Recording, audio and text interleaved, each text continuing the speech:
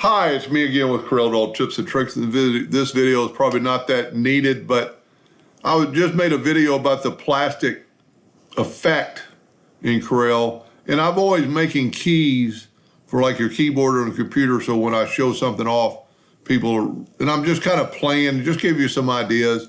So if you go to Effects, down to Texture and Plastic, you get that, and you can change some things and look at the shadows on the bottom.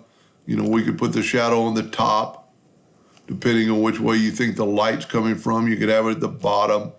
You know, you could change a lot by degrees. You could change the depth.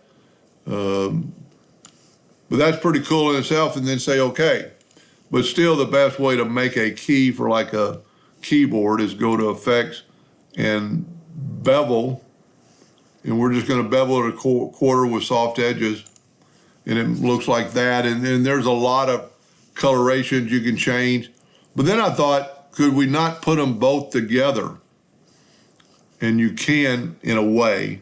So we're going to make a duplicate of this guy and move it over. This one, we're going to bevel it. This one, we're going to plastic it, make it.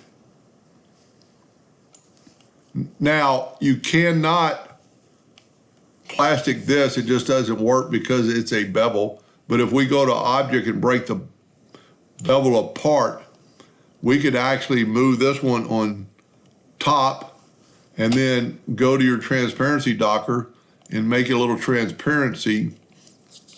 And it gives it just a different look. You know, I don't know if a printer could ever use something like that. I don't even know if that would print, you know, the difference between there. But that's just kind of playing around. Hope that helped. Thank you for watching.